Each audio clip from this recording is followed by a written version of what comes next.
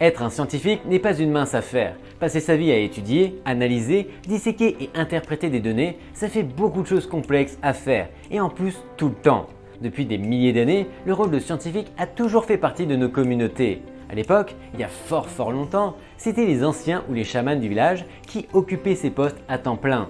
Il faut dire que réussir à vivre longtemps dans un territoire hostile était une prouesse, un exemple à suivre pour la plupart, et peut-être même une malédiction pour les anciens. Tous les guerriers donnaient leur vie dans les champs de bataille au nom du village et étaient élevés au rang de héros.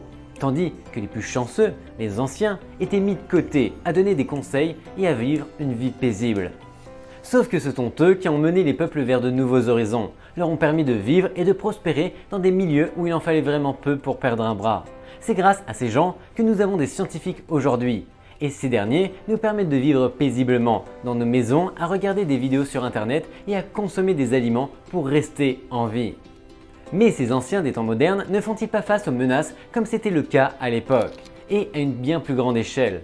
À l'époque, l'ancien devait se préoccuper d'un petit village avec 100 personnes tout au plus.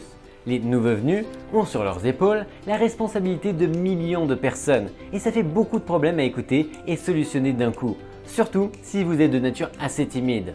Aujourd'hui, nous allons parler des principaux défis auxquels sont confrontés les scientifiques d'aujourd'hui.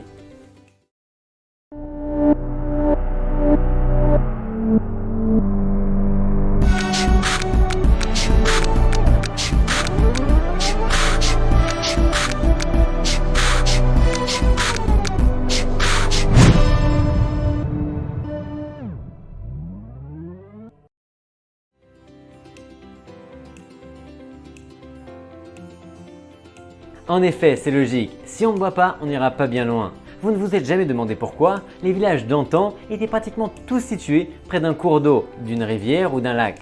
La raison est simple, il faut bien évidemment de l'eau potable pour survivre, en plus d'autres choses bien évidemment, mais on y reviendra.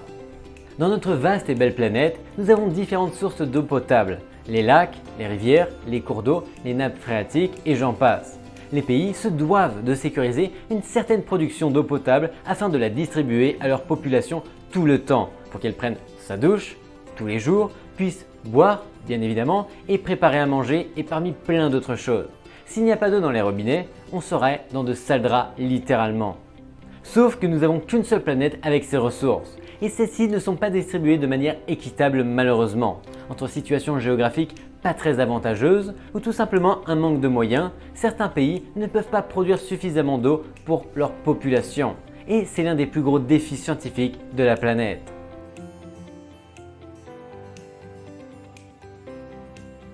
Boire seulement c'est bien, boire et manger c'est quand même beaucoup mieux. Surtout que l'un est dépendant de l'autre. À vrai dire, l'élément essentiel de toute vie, c'est l'eau, car dans cette ressource, on ne peut pratiquement rien faire. Les agriculteurs ont besoin d'eau afin d'irriguer leurs champs et de produire des patates qui seront transformées en frites dans nos burgers. Et sans burgers, les gens seraient de très mauvaise humeur, moi y compris.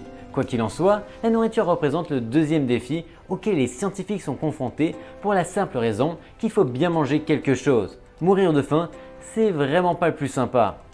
Afin de pouvoir continuer à faire nos courses dans les supermarchés ou à sortir en soirée et à manger un bon sandwich en fin de soirée, il nous faut bien de la nourriture, des légumes, des fruits, des plantes pour les animaux et tout le reste.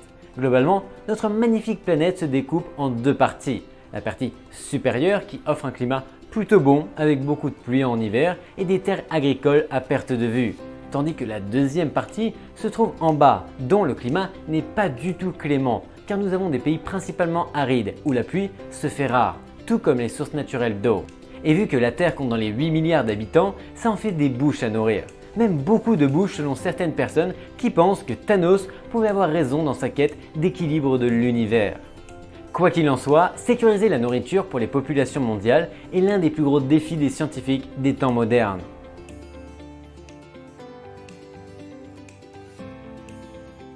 Fini le temps où nous étions insouciants en faisant n'importe quoi pour nous amuser, passer de bons moments et vivre des expériences uniques, rien que pour le plaisir. Je ne parle pas de nos années de jeunesse au collège ou au lycée, mais des années passées où le changement climatique n'était qu'un mythe revendiqué que par une poignée de scientifiques. Aujourd'hui, tout cela est bien réel. Enfin, ça l'était avant, mais on n'y croyait pas tant que ça et on sait que tous, si un phénomène ne nous touche pas encore, directement en tout cas, alors ce n'est pas notre problème.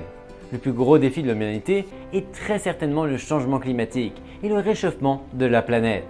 C'est un immense problème pour la simple raison que nous n'avons pas de pièces de rechange pour notre planète et si elle tombe en panne, ce ne sera malheureusement pas beau à voir. L'humanité doit penser de manière durable afin de préserver notre boule rocheuse qui flotte dans l'espace. Par durable, je parle bien évidemment des énergies renouvelables, la réduction des émissions de CO2, l'utilisation de moyens de transport verts et tout le reste.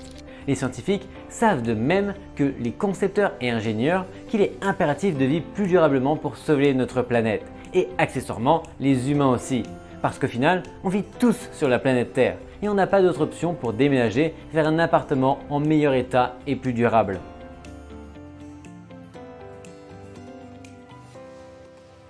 Tous les fans de scénarios apocalyptiques sont aux anges de savoir que l'IA, intelligence artificielle, fait de grands pas en avant et sur plusieurs domaines. Enfin, en réalité, ils sont beaucoup plus terrifiés par ce que les machines peuvent faire si elles sont laissées toutes seules, sans supervision, tout comme un enfant avec un billet de 100 € dans l'allée bonbons et friandises du supermarché. Il faut dire que nous avons tous grandi avec la hantise de l'apparition d'un Terminator du futur qui mettra le monde à feu et à sang, sous l'impulsion de Skynet. Juste pour le fun quoi. L'IA fait plus ou moins partie de notre quotidien. Assistance technique, discussion, création d'applications et d'images, résolution de problèmes mathématiques et j'en passe. Tout est pratiquement fait à l'aide d'une forme primitive ou avancée d'intelligence artificielle. Nous avons besoin des IA pour nous aider et cela dans tous les domaines. De la réservation de magnifiques vacances dans un hôtel 5 étoiles en all inclusive pour pas cher, à l'esquive des appels de votre ex pour vous remettre ensemble. Qui plus est, une IA bien entraînée et avec les moyens nécessaires peut s'avérer une arme redoutable pour traquer et éliminer efficacement des maladies comme le cancer. L'IA doit évoluer et surtout être encadrée, au risque de voir notre civilisation renversée par un retour pur et simple à la case départ, au sens propre du terme. En un clic de Skynet, pouf, plus rien. Et c'est l'âge préhistorique qui reprendra là où il a été interrompu, il y a très longtemps par un visiteur qui ne venait pas du tout en paix. Merci d'avoir regardé cette vidéo et à la semaine prochaine sur cette même chaîne.